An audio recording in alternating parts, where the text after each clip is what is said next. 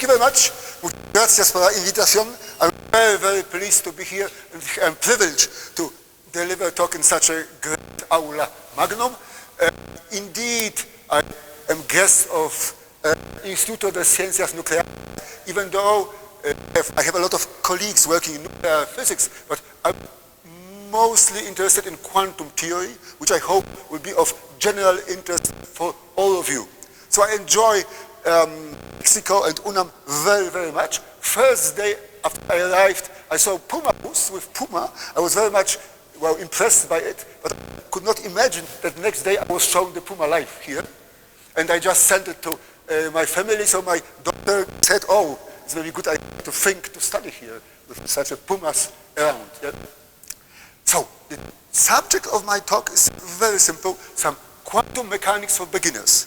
Basically, well, simplest possible setup is we talk in our jargon about quantum bits. What is a qubit? You know the word, of course, very well. First we start with a bit. Bit corresponds to binary unit. N is equal to 2, something is equal to 2. N is for us the size of the Hilbert space. The simplest non-trivial Hilbert space is of size 2. And qubit is just quantum bit, so quantum binary unit. So we discuss all states. What are states? Pure states are just elements of complex Hilbert space. And we normalize them and we assume that we consider equivalent classes, so the overall phase is not important, and that's easy to show. If you choose a basis like 0 and 1, here is one state, here another, then set of all pure states of the qubit forms a famous sphere we used to call Bloch sphere. By the way, now I'm happy because Bloch, of course, related to nuclear physics, so we can show there's kind of relation of Bloch physics and nuclear physics. So the name Bloch ball or Bloch sphere comes from, I think, Fermis, where he was making experiments in nuclear physics. So now, if I put those complex coefficients, I prefer to use here cosine theta over 2, and here e to I phi, because if I use those two angles here, the word geometry, I use my title, I can take literally. Why? With those variables, the set of pure states corresponds to what? So in Spanish, geo is terra, yes? To the earth. So the geographic, those two numbers are just, in geography, they're called latitude and longitude. So of course, here is a pole, here is equator, so Mexico is somewhere here, Poland is there. And for any point at the sphere, so the earth, we can find corresponding quantum state. And classical states are just those 0 and 1, up or down. So I have a Mexican coin I will use. So there are heads or tails. Well, there are no heads here. Yeah? What's here? What is this? It's not, is it how you say in Spanish? Aguina. So head or tails, 1 or 0, there are two classical states. Mechanically we change. We embed the space of classical states into entire Bloch sphere. And the key feature, key quantum feature, is just those states which are in superposition. It's called quantum superposition or coherent superposition, not a mixture between two states, and they form our Bloch sphere. For instance, key states are just those plus or minus, they are opposite, orthogonal, they are just superposition with arbitrary phase, here is plus and here minus. Well, in physics we are not only interested in describing how the things look like, but how they change in time. We are interested in evolution. Simplest possible evolution of a ball, well, we can guess, is just rotation. This is like a Bloch ball, it can rotate. So for us, a state in a standard picture, there's a unitary rotation. So we take a state and we, for any state psi, psi prime is U acting on psi. U is a unitary matrix which describes a rotation of the Bloch ball, Bloch sphere, and we get the transform state psi. To discuss distance between two states, well, I mentioned already analogy to geography. In geography, the distance between Krakow and Mexico City, usually we consider geodesic distance at the sphere. So in the space of states, we can use a similar notion. For any two states, we can compute its so-called absolute values of this overlap, because they are complex numbers, and the arc cosine of this number, it is sometimes called Fubini-Study distance. Technically, those states are elements of complex projective space. We don't need to care too much about it. This is complex projective space, and then mathematically speaking, there's a natural distance, Fubini-Study, which for n equal 2 corresponds just to standard geodesic distance from Mexico to Krakow at the sphere. Now, the key observation is that if we take two states and transform both of them, so it's a rotation, the distance does not change. Why? Because overlap, or square overlap, does not change if both states are transformed unitarily. Because you see here is U, here U dagger, so this cancels, and the standard evolution can be considered as isometry. It's only a rotation, so the distance between two states, if they evolve entirely, does not change. But there is a well-defined field, so-called quantum chaos. It means you have a classically chaotic system where two trajectories diverge in time, and you look for the corresponding quantum systems. So you might think, well, something is strange, because classically, of course, easy to see, there are 2 points which diverge in time exponentially fast. And then I told you that, well, for the quantum states in the standard evolution, it's a relation, so the distance does not change. So people study this problem for a long, long time, and there's a quite field of quantum chaology. So in a sense, the key point, n is side of the Hilbert space. If you go with n to infinity, you can consider it like a classical limit, and the key observation is that those two limits, time to infinity in the evolution, and n to infinity, so classical limit, do not commute. This is just kind of argument why there is kind of no contradiction between relation to chaotic, classically chaotic dynamics. Now, the question, what can you see? You can see two gentlemen, what they are doing, possibly talking. More delicate in the issue, what they are talking about. Of course, you cannot guess. I will tell you, they are talking mathematics. Maybe not physics, but mathematics. Well, maybe you know the names. Nicodem, there's Nicodem derivative. Otto Nicodem and Stefan Banach, I guess you know the name. They met once upon a time in Krakow, city I was born, and they were talking at the bench, at the planting garden in summer 1916. I will refer to the story later. As you can guess, maybe some of you know, in Poland, Europe, it was not a very good time. It was just the middle of the First World War, 1916. So I will go to this story later. Now, let me tell you something about mixed quantum states. Before we discuss pure states, pure are elements of the Hilbert space. Now, I can discuss not only pure state, this is a pure state, but now take a projector onto pure state. Let me remind you, this is our slang cat, this is bra. This cat bra is already a matrix, it's an operator. It's a projection operator onto a given state. So now we can have a convex combination of those projectors, we call it mixed state. Mixed here is a mixture, so A, I are just arbitrary mixture conditions, they are non-negative, and they sum to unity.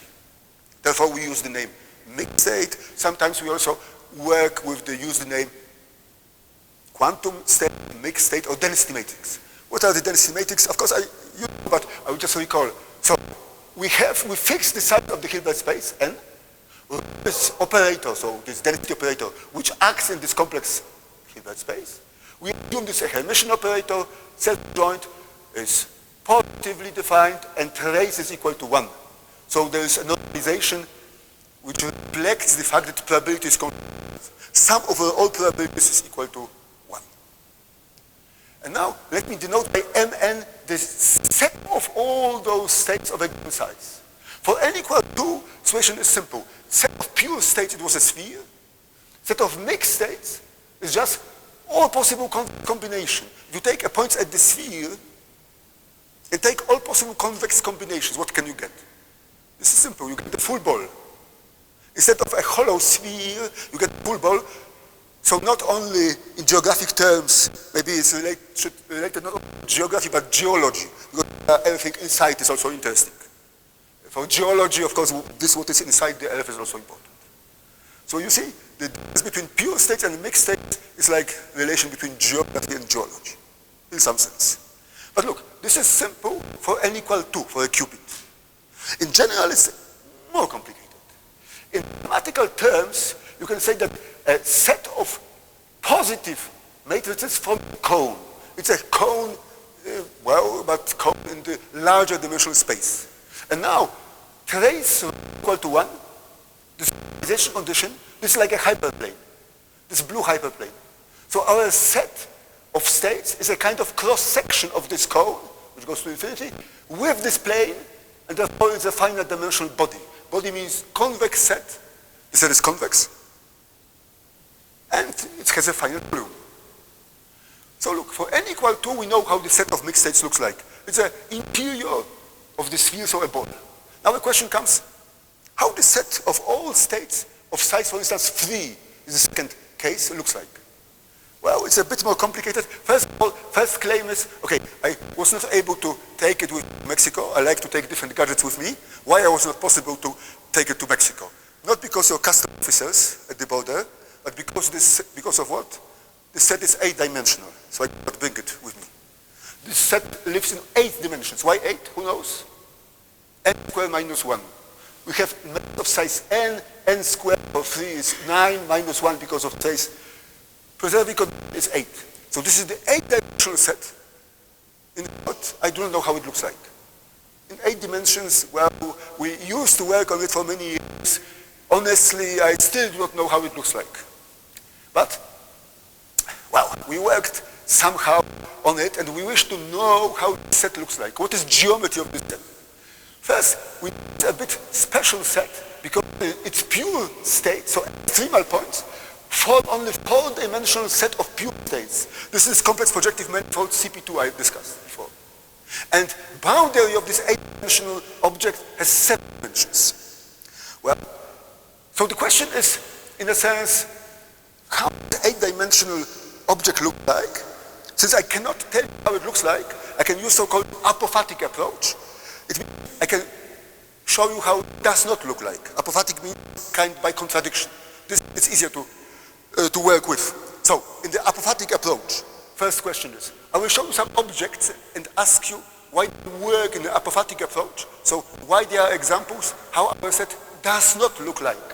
For instance, why this is not a good model set of mixed states? Yes, exactly. This is not a convex set. So I just went to as my kids went, I went to their room and I took some objects. So this is exactly this. So of course it's a nice example of a non-convex set, yes? So it's not, our set is not like this. What comes next? Okay, this is, well, we know that for n equal 2, it is a ball. But for n equal 3, it is not a ball. It's not an 8 ball. This is simple. What else? Okay, so here is something different. What is this? Whatever, but this is a not polygon, polyhedra, or polytope.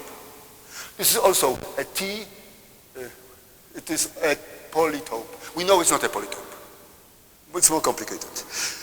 It has some flat parts and some round parts. It's neither a ball nor a polytope. What then? Look, this is a better model. It's just a cylinder. It has some round parts and some flat parts. Yes? So now, a more sophisticated question. Again, what is, in apophatic approach, a model which our sets, what is a property missing here? So to make this answer easier, so you know what I'm talking about. This is some object, and I wish to know what is a model how our set does not look like. So to make it easier, you see colors here. So what is color? This is the set of, in the case of a cylinder, what are external points? One ring here, circle, one circle there. If you take convex hull of those two rings, you have the entire cylinder. Yes? So now, how do you think what is missing in this object? Yes, very good answer. Yes, 5 points. Yes. So I will repeat. What is missing, the set of pure states should be connected. But I can cure it. Look, now it's better. So what I did this. Now I somehow repaired this missing part. Now you see the set of all pure states. So those extremal points is connected. Please show it. Please pass it over. So, and by the way, this object, what is the relation to, I don't know, tennis or maybe here more popular baseball? Yes. What do you play in Mexico? Soccer? No. I don't go. I will only, no. Sorry. I only need such an object with this shape. So, what is the relation to this tennis ball? Of this? How do you think?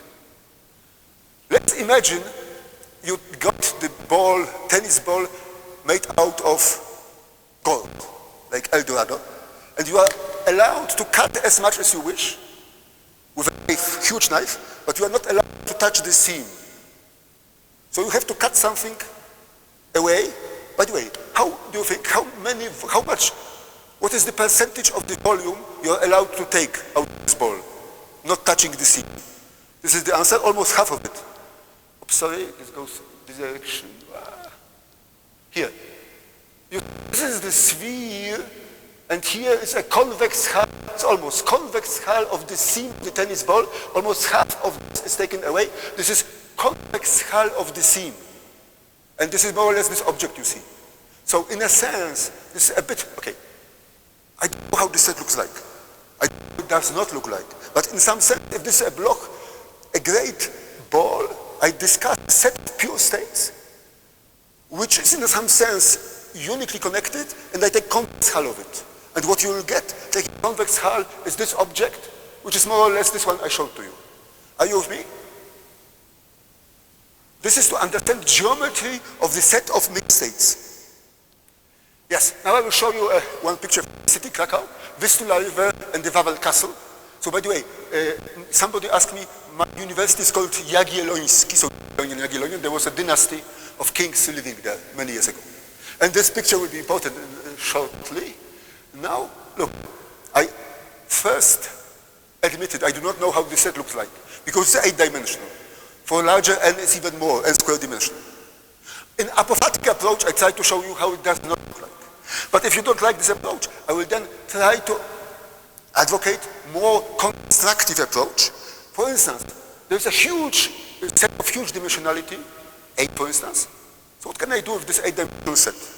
I can study, for instance, cross-sections or projections. So you can imagine, there's 8-dimensional object, which I cannot bring here, and I can look into cross-section in 2 or 3 dimensions. Yes, this is just to get some orientation how it looks like.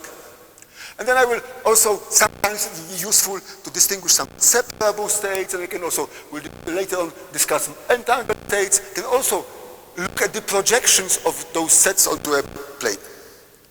Well, and then I will need a simple mathematical notion, which is, by the way, known for 100 years, and we know it implicitly, but not explicitly.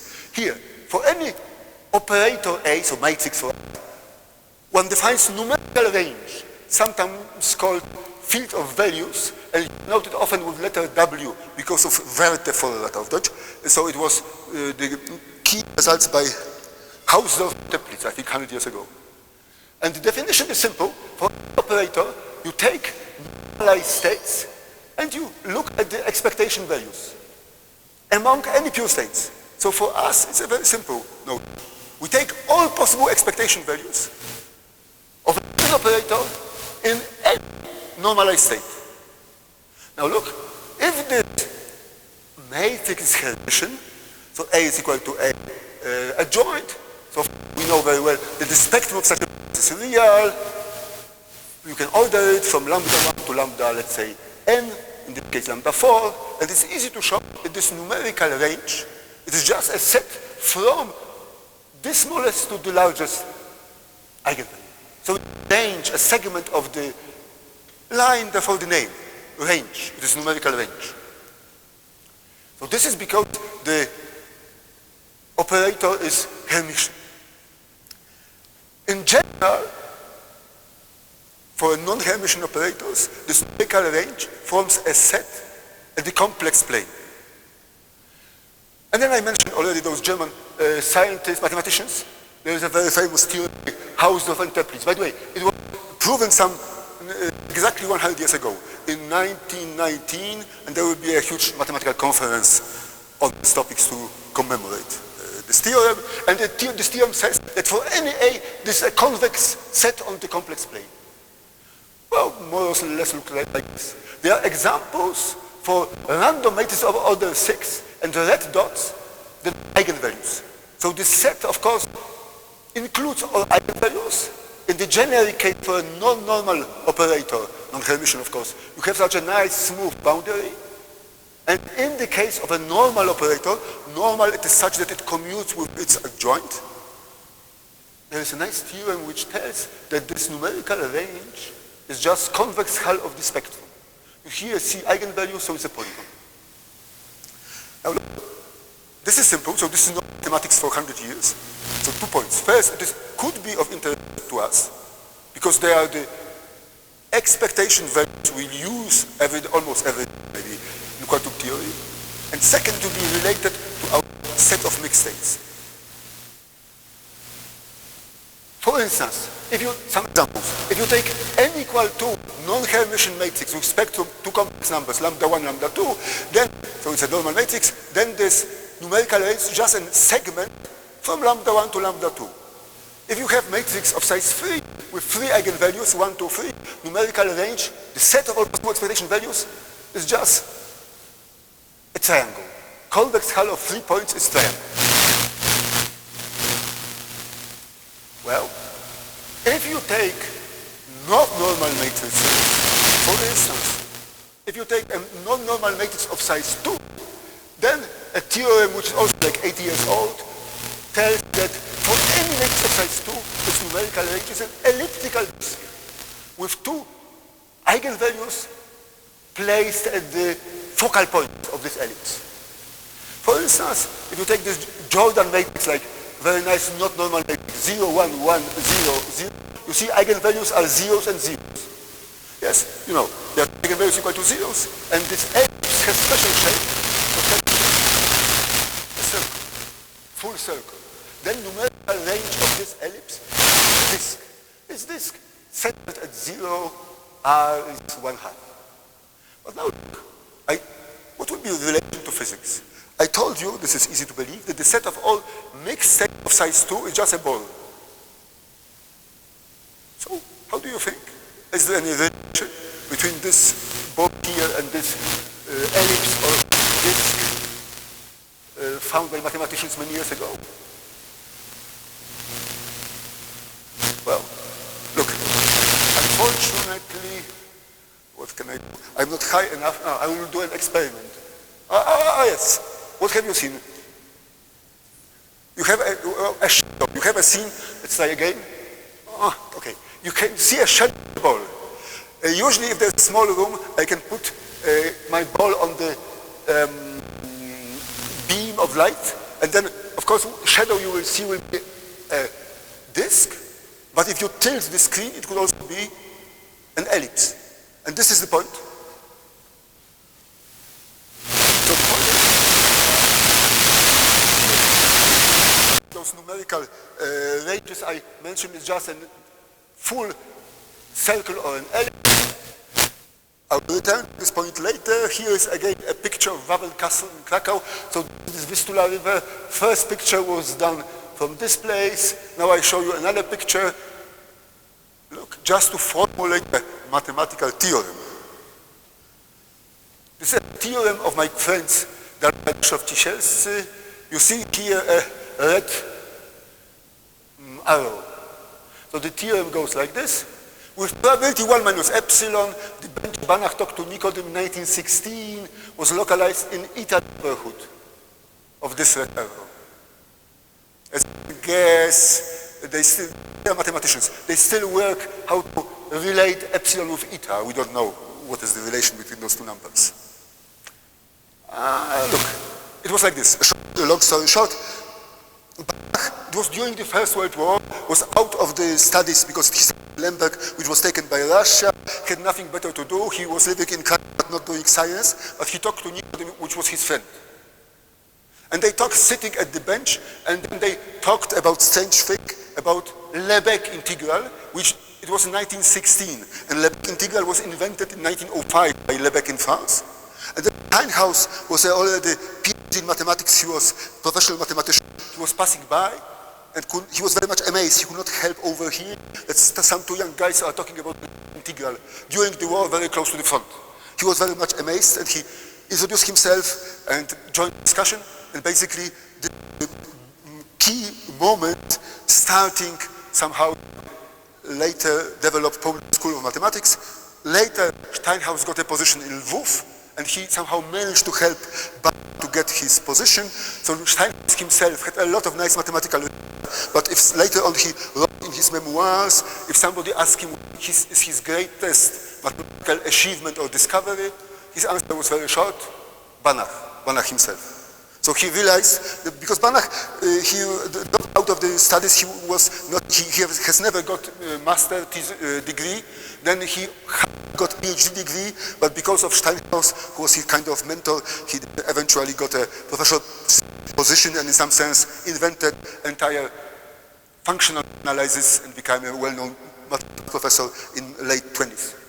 So exactly 100 years later, after this discussion, there was a bench erected in Krakow. If you ever please go and see. There's a Polish longer story. I will a shorter one in English. Otto Nikodem here and Stefan Banach in conversation about mathematics. This bench memorizes the famous meeting with Hugo Steinhaus in the Planting Garden in summer 16. Now we say, well, but we are physicists. Why should we care? Of course we like Banach bases and so on. There is one more point, maybe not so well known. This was in 1916. Then, you know, he almost survived the war, so he passed away. He was in the war. He passed away in 46, yes, and he never returned to Poland. But Otto Nikodem survived the war. He went to US and he continued his mathematical career. But later he wrote an interesting book in 1966. 50 years later, he wrote a book, Mathematical Apparatus for Quantum Theories. So in a sense, quantum mechanics is also somehow in our field related to this, so therefore I told you this story. Well, now I show you some images of some shadows. If you see some object, you can look, what is its shadow? For instance, this is a ball, here you have a shadow, here's like a tetrahedron, yeah, here it is, so you can look for what is its shadow. And from the shadows, if you rotate your object, if you have more and more pictures like this, you can somehow guess how the object looks like, yes? By the way, this is related, how it is related to our story. There is this famous idea of tomography, which basically it is this, and this tomography is related to there's some Nikodem, integral Nikodem. So there are some relations to the theorem by Otto Nikodem. It's called Nikodem. Okay. Well, there's a deep mathematics inside. However, we wish to understand what is the geometry of the set in many dimensions, and we only look at its projections. So, our key observation is the following. What is now the relation between the set of mixed states, like ball, and those numerical ranges? This is the point. If you take first the set of classical states, like probability vectors for n equal 4 is just a tetrahedron, and this is this set of classical states, and consider orthogonal projections onto a plane. So you look at the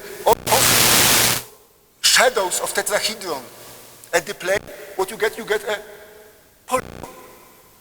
And this is the set of possible projections of the set of classical states on the plane is equivalent up to affine transformation to the all possible numerical ranges of all normal matrices of a given size. And now if you take to go to quantum states, There is a similar statement that if you fix dimension, for instance 2, the set of quantum states in the ball, then the set of all possible projections of this set onto a plane is up to affine transformation equivalent to all possible shapes of numerical ranges of all matrices of a given size. So, for n equal to, all possible numerical ranges form an ellipse. Why? Because the shadow of a Bloch ball is an ellipse. So what it means, that if we study numerical ranges, we can see what are the projections of this huge dimensional object onto the plane. So here are some examples of size 3. This is the generic case. Here you see there's 1 flat part, 2 flat parts, and 3 flat parts. This is a polygon which corresponds to normal matrix, and they are more classified. Now, you can also have the idea to take not 2 expectation values, but 3 expectation values. So you take 3 different operators, let's assume they are Hermitian. Physically, we make a triple measurement. We measure 3 variables, A1, A2, A3. And we look at all possible sets of the joint results of joint measurement. And this is, mathematically speaking, joint numerical range. If there are 3 variables, you get objects in 3D. Their objects basically looks like this. So there should be a model of this here. So please have a look. This, you know, there's a 3D printer which you can use for very many different purposes. For instance, to print such objects like this. This is my student who was responsible for producing it, and he knows how to do it. So what you need for such an object, you need a 3D printer, a software, and a clever student. This is enough. So I was very lucky that I had 3 of those. And look, in some sense, now we go to even philosophy. You know perhaps, or you will know, about the cave of Plato. He somehow had such idea, maybe this what we will see, it's not our real world, but we only see shadows of something which happens somewhere. So in our sense, those objects I showed you, they are projections of this set of quantum states which live in many-dimensional space, so we don't know how they look like. But like in the story of Plato, we can only look at the shadows of their shadows in the 2-plane or 3-plane.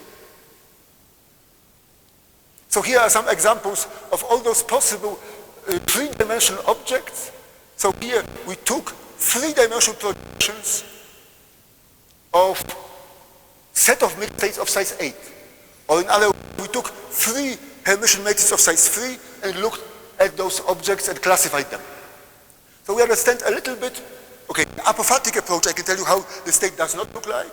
In a constructive approach I can tell you, well, I don't know exactly how it looks like in 8 dimensions, but a lot how its projections onto a 2-plane or 3-plane look like. Okay. Perhaps you are tired. You are in the physics department, and I'm talking about such strange things like operators and numerical ranges, so you can be bored and can ask a question, where is the physics? Why do you care about it? So a question, what is physics? I'm sure you have a good answer to it if you talk to your students. I will show you a ball, and if you kick a ball, what we know, the ball will stop at some point, even if you kick very hard. If you buy an ice cream, what will happen? Ice cream will melt if you don't eat them on time. And then, if you create an entanglement state and do nothing, similar situation, it will decohere to a separable state. Like ice cream will melt because of thermodynamics, here because of friction it will stop, and here because of inevitable contact with environment, entangled states will lose their quantum features, they will become classical states. So now I promise you to tell something about entanglement. What is entanglement? First of all, we'll discuss quantum mechanics for composite systems. Composite systems, we describe Hilbert space, which has the structure A tensor HB. This is a strange sign of the tensor product. But practically, physically, we say we have 2 objects, like A and B. So separable state, this is the pure state, is any state of this product form. And entangled states are those which are not of this form. For instance, the very famous Bell state, we used to say it's like 0, 0 plus 1, 1. It has two terms. So this part has this form, the product state. 0, 0 means, let me write, just to convention is like this. 0, 0 is equal to, okay, sometimes I write here comma. It is sometimes 0, A, tensor, 0, B, which basically means I have two objects, like this object, and the separable states, it's like variables which are not correlated, independent. So one object is here, one is there, they do not talk together. Well, I have here two Mexican coins. I have never played with Mexican coins, I don't know how they behave. But let's assume I do the following experiment. So of course, we know what is heads or tails. Let's assume they are fair coins. I hope in Mexico you have fair coins. So probability to get heads is 50%. Oops. So, well, let's imagine I throw it, but it goes some time, so it's better for you to make this. Okay, so I have one coin which is still in the motion, and I have another one. And let's assume, make such an experiment. Two coins are still in movement, and now I claim. I make movement like this, and I tell you, well, every time I got here one, I will say, I will also get one here. Will you believe me? Is it possible? Mathematically, well, physically you will say no, I must be cheating. You will check that two coins, whether they are fair coins. How come it's possible that there is a relation between the outcome of measurement here and there? Of course you will say it's not possible, yes. In some sense, it's not possible. However, what is the key point? Key point is that in physics, okay, in a sense there is a philosophical question why we cannot, describing small objects, we cannot predict outcome of a measurement deterministically. We can only do something probabilistically, with certain probability. Here, we have a bipartite system, and we can describe this system in the large Hilbert space. So in a sense, we treat those two objects still like a single object. So in this way, this separable state is equally good state from the mathematical perspective as this Bell state. This Bell state only means that there are two objects which interacted in the past and they still have strong correlation. So it's not like this, that there's something special, that there is kind of interaction at the long distance. No, all axioms of relativistic physics are satisfied. We cannot influence the result of the measurement, but if this state is in the entangled state, there are correlations between outcomes of the. And indeed, making a measurement here, I can get what will be the outcome of the measurement there, provided the state is still in this entangled state. Which is usually not the case, because this entanglement, unfortunately, suffers decoherence and the state, quantum state, gets back to the classical case. To characterize the case of entanglement, you can use many different ideas, but the simplest one is to take this projector onto the state we analyze and compute partial trace. It's called reduced density matrix. And now to check whether this matrix is mixed or pure. To do it, we define standards for Neumann entropy. So this is for Neumann entropy, minus trace rho log sigma log sigma. And this is a quantity which describes entanglement of the initially pure state. Because if the state is product, partial trace is still pure state, its entropy is 0. And for Bell state, partial trace is maximally mixed. We do not know nothing about partial trace, and the entropy is maximal. So in short, the more mixed the partial trace, reduced density matrix, the more entangled initial pure state. Well, here, this is just a kind of, again, cross-section of the, so you will know this already, of the space of 2-qubit pure state. So we define 4 basis states like 0, 0, 0, 1, 1, 1, 1, 0. And here you can see at this edge, you have a 0 here. So this is an edge which corresponds to separable states. Here also separable because it's 0 at the front. However, here at this line, you have entanglement because you have 0, 1 plus 1, 0. So superposition of those two states will be entangled. So the colors here denote entropy of entanglement. Blue means separable states, and red means high entanglement, high entropy of entanglement. So there are two states here at this plot which are maximally entangled, and you can see that in some sense, degree of entanglement corresponds to the distance to the set of separable states, which is here is given those four edges. By the way, we like somehow this picture. So the way this picture was done, just we took a picture of this object, which already, it has like 15 years, so it's a bit not so new, but you will see now, we use this picture for the cover plot of the first edition of our book I wrote with Ingemar Bengtsson. Sorry, his name should be here. So Ingemar Bengtsson is from Sweden, and we were invited to write the second edition. And in the second edition, the cover story, this is such a strange object. It's called Borromean rings, because we discuss multi-party entanglement.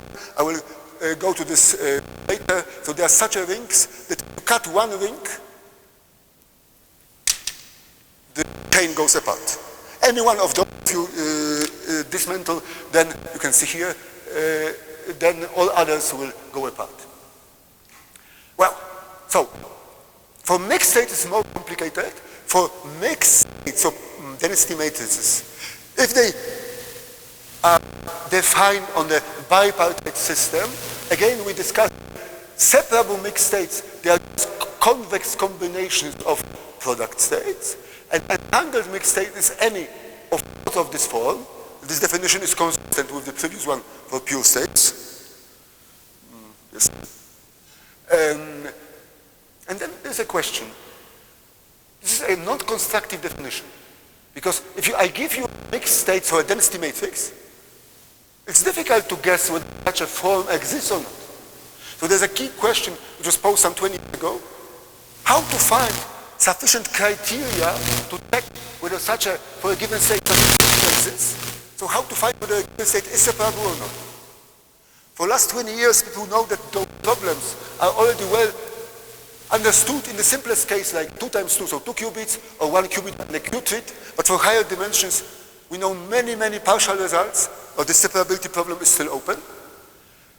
For 2 qubit system, there is very nice theory by Perez from Israel, the family of Horodecki family. So Horodecki, plural is in Polish of Horodecki. They are father and 3 sons together. So the criteria is the following. T is here a transposition, and one tensor T is partial transposition. It means I have 2 objects, and in one subspace I make a transposition, I touch the other. It's innocent in mathematics on the blackboard, but you cannot realize it in the real world. However, on the blackboard it will be done, and then the theorem says that I define this by partial transpose, T2, because I perform transposition on the second subsystem. And the statement is that for a 2-qubit system, if this partially transposed matrix is positive, then the state is separable. In a sense, let this, the set of all mixed states, partial transposition is like a reflection. So this is partially transposed set. So set of so-called PPT, positive partial transpose, is just an intersection of the initial set and its reflection. This is a very simple theorem which tells us that those states here are separate, while those outside this set are entangled. But for higher dimensions, this theorem works only in one direction.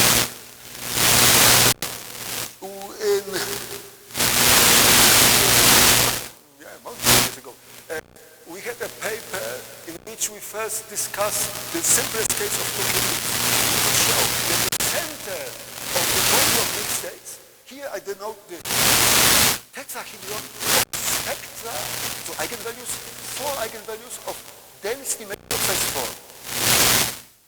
There are 4 numbers which sum to unity, it's tetrahedron.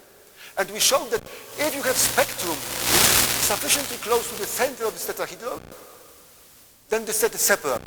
In fact, entire maximally ball in the set of eigenvalues corresponds to a separable state. So this is like first result in this direction. Okay, and then here cross-section of this 15 now dimensional body, which is complicated again to guess. By the way, I want to understand first the structure of the set of full then set of density matrices, to be able then to understand better the properties of the set of separable states and entangled states. Here, at this cross-section, here is this maximal ball, those white is separable state, here black is entangled, and the more black, the more entangled states, those 2 points corresponding to maximally entangled states. They are those states which were Bell states which were red here.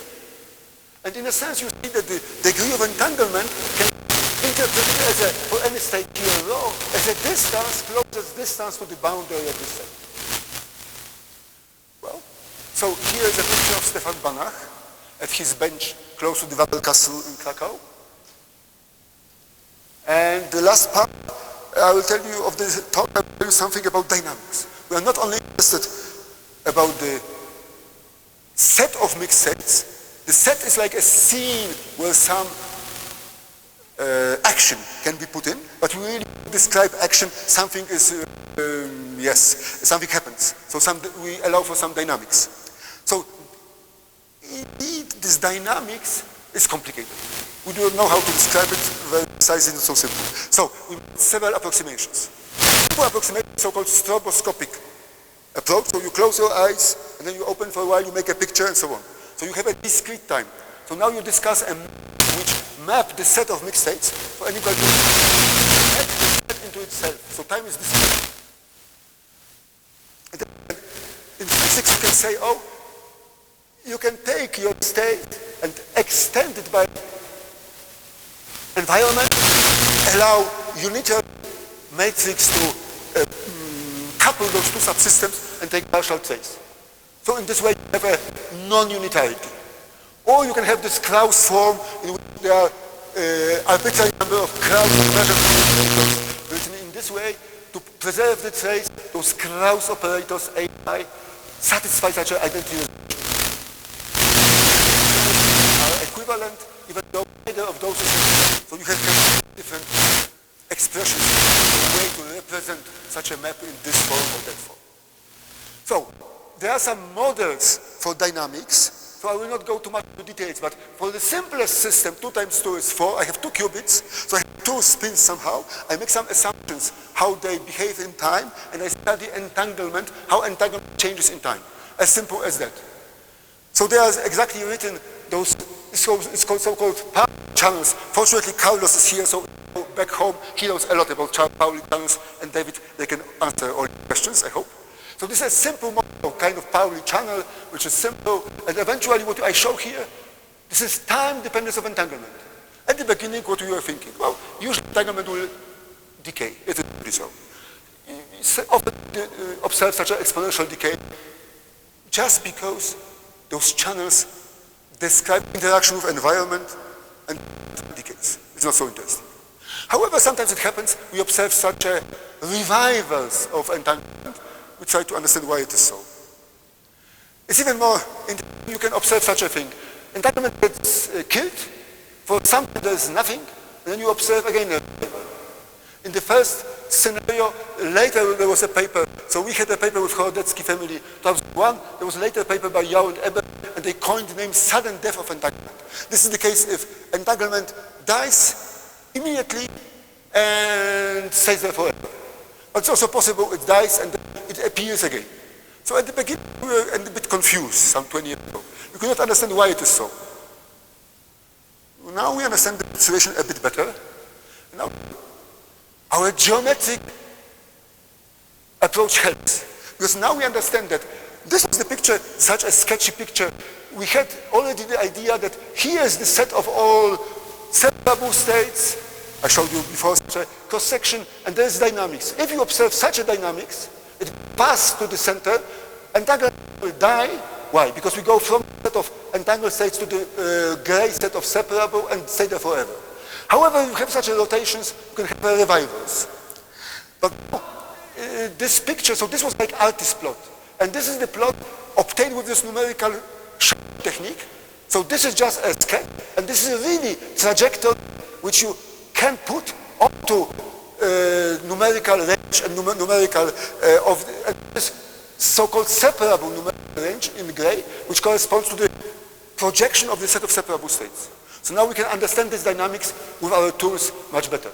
I have to speed up. So last remark, I want to mention that these Borromean rings are related to three-parted states. For 2 qubits, everything is simple. By the way, 3 is larger than 2. In this field, 3 is much larger than 2. In what sense? For 2 qubits or 2 qubits, it's enough to use singular variable decomposition of a matrix, and basically we know. For 3 parties, we need to have tensors, which is much more complicated, and therefore everything becomes for multi-party systems, the entanglement is much more complicated. However, for simplest case of multi-party entanglement is 3 qubits. I have 3 systems A, B, and C, and I distinguish GHZ state, which looks like this: 0, 0, 0 plus 1. Very simple generalization of the so-called Bell state. And it has this unique property that if you choose any subsystem and make partial trace with respect to both parties, the reduced matrix is proportional to identity. And other property is, if you make a measurement of one party, the remaining state will be separable. So therefore this is related to Borromean rings. If you cut one ring, those 2 others will go apart. Which is not always the case. For other states like W, this is not the case. I think I can conclude. So our approach is useful for people working not only for quantum information, but also in the foundations of quantum theory. In quantum computing, well, there is such a picture I took from a paper of Gil Kalai, who shows here classical computing, and then there are quantum computing expected, so such a line far away, you are not sure you can see it, and then possibly there are some from one place to another that you can really go through. But what is the key point? We have taken into account noise and environment. So now we are not sure whether there is really a bridge, so you can really fight with all those problems which make quantum computing difficult. So from the mathematical theory to the real life, is a way whether such a bridge really exists, we'll see, I hope, soon. So here are some concluding remarks. I think I will skip them. If you wish to talk to me, I'm here this afternoon and next week, Friday. I'm very thankful for this invitation. But then I will show you again now, this is the, you see Otto Nicodem talking to Stefan Banach in summer 1916. This bench was erected and opened exactly 100 years later after this discussion. If you ever come to Krakow, please come, sit here and listen what I have to say. Thank you very much.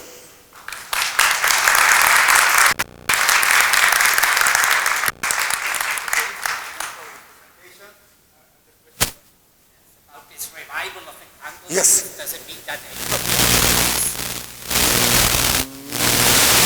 Very good question. So it's not correlated. It could mean this, but okay, I will go back quickly. In a sense, for pure states, entropy, for Neumann entropy is 0. It becomes larger and larger if the state gets more and more mixed. But here there are 2 effects. Independently, it can go. Trajectory can go to the center, so entropy increases, and then usually the entanglement goes down. However, if you have such a trajectory for which this entropy increases small, so the trajectory does not hit the center, it can go many times around. Unitary evolution is just rotating. So there are 2 competing effects. One is the coherence at the state gets mixed and mixed entropy increases. So trajectory goes closer to the center. And second is the rotation. The trajectory can go many times through the set of several states. So therefore you see each time you go into here, the entanglement decreases. If it goes out, it reverses again. So it may happen many times.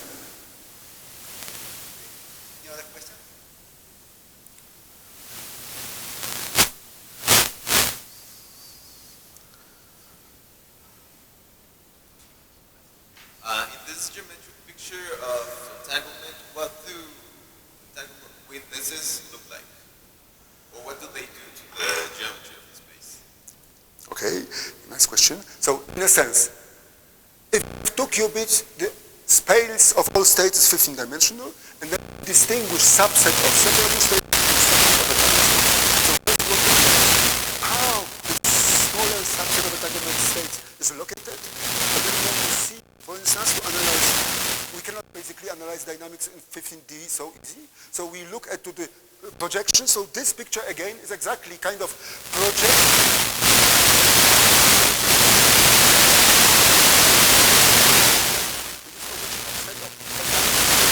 trajectory goes here, trajectory for a model I described before. It goes via the set of entangled states, separable here, gray, goes again outside, so there's a revival, and the next revival, and then goes here, so two revivals, and in a sense, with this picture we can understand those effects which people somehow observed many years ago without deeper understanding. And it's easier for us to predict for a given trajectory what scenario we'll find.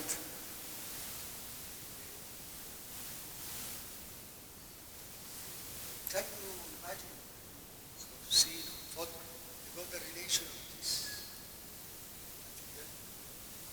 entanglement, the recent attempts in the last years to generate space-time geometry from quantum entanglement? Yes, I see. I understand the question. Well, in a sense, this is relatively simple quantum mechanics. So basically it's like algebra of matrices of size 4, 9, or 15. And what you are talking about is much sophisticated and complicated. However, there is something in common. People use similar techniques and similar measures of entanglement. But it's not so much directly related. But the entanglement is the same, and the same idea and similar rules. Yeah. Yeah. It is somehow. Yeah. So many papers are quoted in both fields together.